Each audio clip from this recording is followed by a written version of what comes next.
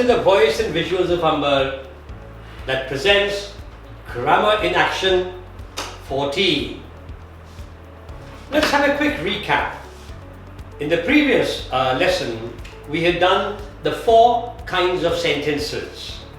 The imperative sentence, the assertive sentence, the interrogative sentence, and the exclamatory sentence.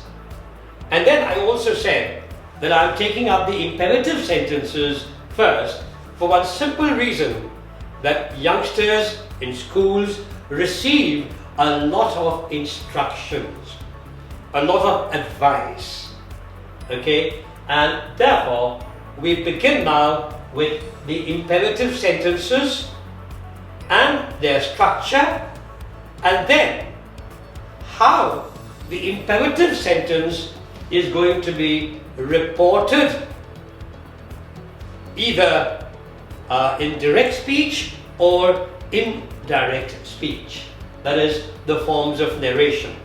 So, from the point of view of narration or the forms of narration, the imperative sentence is perhaps the easiest to transform from the direct speech to the indirect speech. And one more thing that we have to remember is that the imperative sentence is always in direct speech, isn't it? The imperative sentence will always be the exact words of the person who has given advice, who has instructed, or who is angry and has ordered somebody or told somebody to do something or not to do something. So, here we are. Let's see the first sentence. Please help me do this sum. So very obviously, please is here, which means somebody, the speaker, has made a request. The speaker has requested someone to help him or her do that sum. Stay at home these days. So with the lockdown on, the advice is to stay at home these days. Or you can ask somebody or tell somebody or remind somebody to do something for you.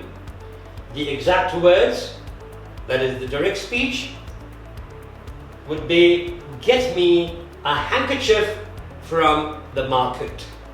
So it need not always be, in the form of a request. And secondly, we may not use the word please, but then the tone of the speaker, the manner, the eye contact between the speaker and the person who is being asked to do something will decide whether it is in the form of a request or just a very simple, straightforward telling somebody to do something. So, get me a handkerchief from the market. And the fourth sentence, leave my chamber at once. So, to tell someone to do something, alright, in an angry mood, almost like an order or a command. So, 4 examples of imperative sentences, right? Now, one thing which is common, one thing which is a must as far as the structure of an imperative sentence is concerned, the speaker looks at that person he is speaking to, he maintains an eye contact, and then requests him to do something, or the Prime Minister advising the whole nation to do something, or somebody tells someone by looking at that person and tells someone to do something for him, or somebody is very angry and in an angry, severe tone says, leave my chamber at once. So, the structure of an imperative sentence is such that there is no subject that is stated, because you is the subject and it is the understood subject, as the person who speaks looks at the person who listens, and therefore there is no need to use you, the subject. The subject of the sentence is you, yes, but then it is not stated, it is understood. And it is understood because of the body language, because of the eye contact between the person asking, telling, requesting, advising the listener to do something. So you is not stated, right? So no you in any of these four sentences, and they are all examples of the imperative sentence. A sentence where we directly, without using the subject you, because of the body contact, because of the eye contact and the body language, we just ask somebody to do something. So, imperative sentence is always in direct speech. Now let's move on to the forms of narration. There are two ways in which the words of a speaker or a person can be reported to somebody else. The first way is the direct speech. That means you repeat the exact words of the speaker. And this is normally not done in real life conversation. It is done mostly when we are writing a dialogue, maybe in a play, or in a story or a novel, where there are certain portions where we actually use the direct speech or the exact words of the speaker. Alright, Emma said, and then we use comma, inverted commas open, alright, and then the exact words of the speaker.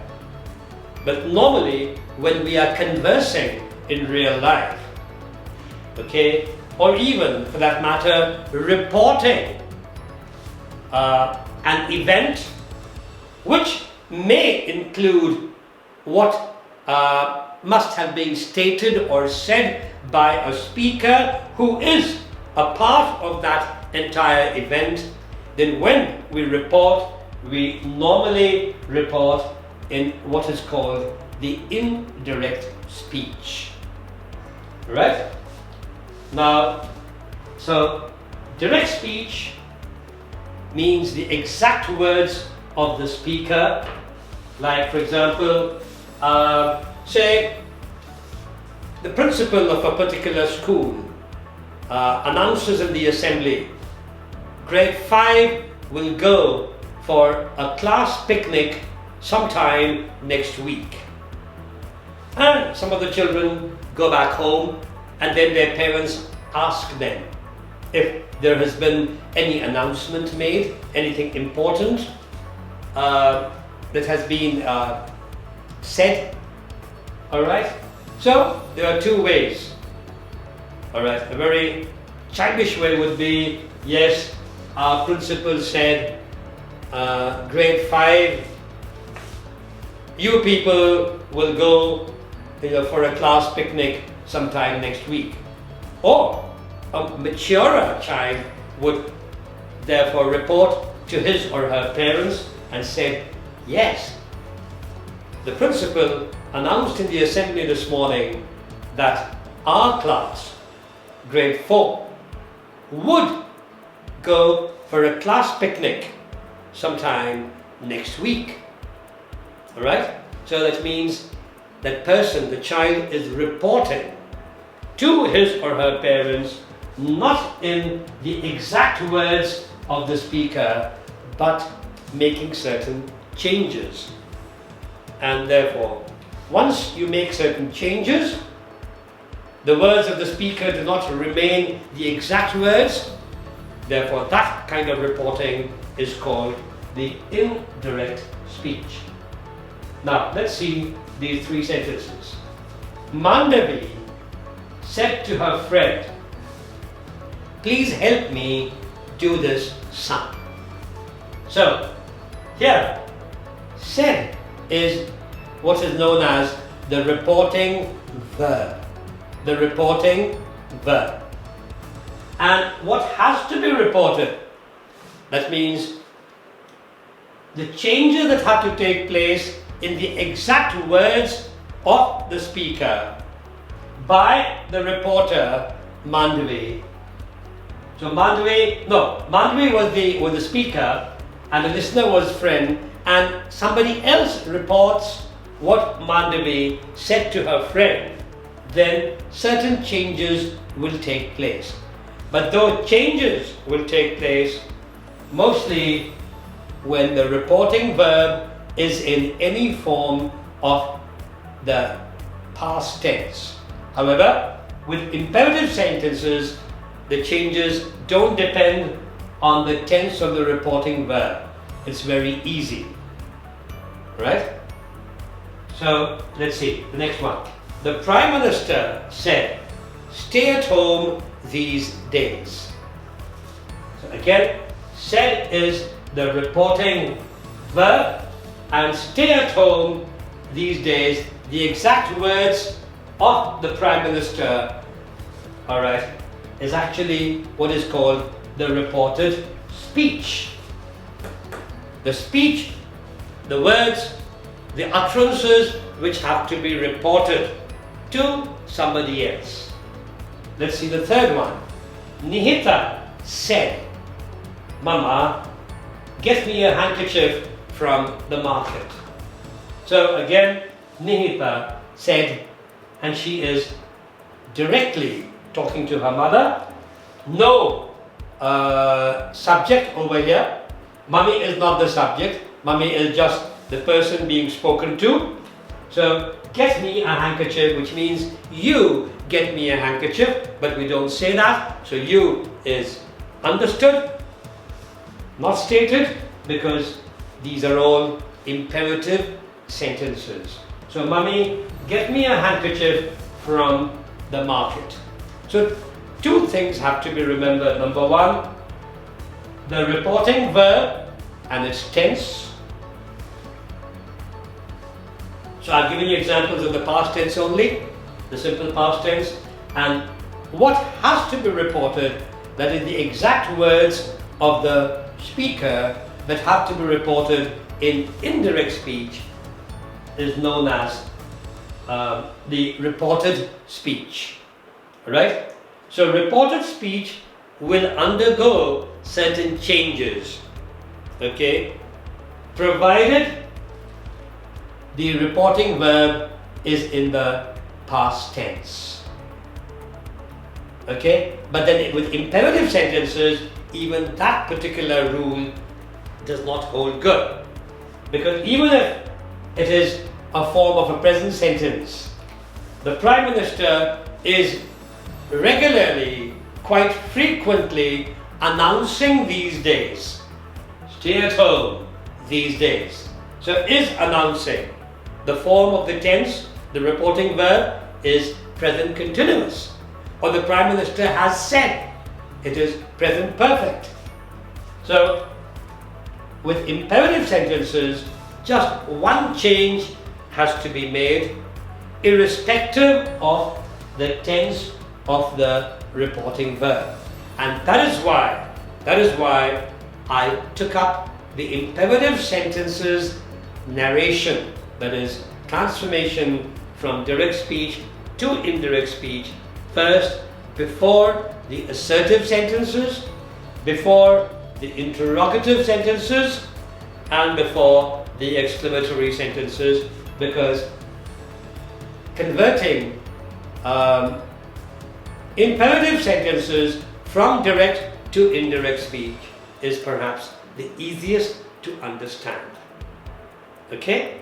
So I will just now, give you examples of how to convert the direct speech of, that is, imperative sentences to the speech or the words that would be reported in indirect speech. Right?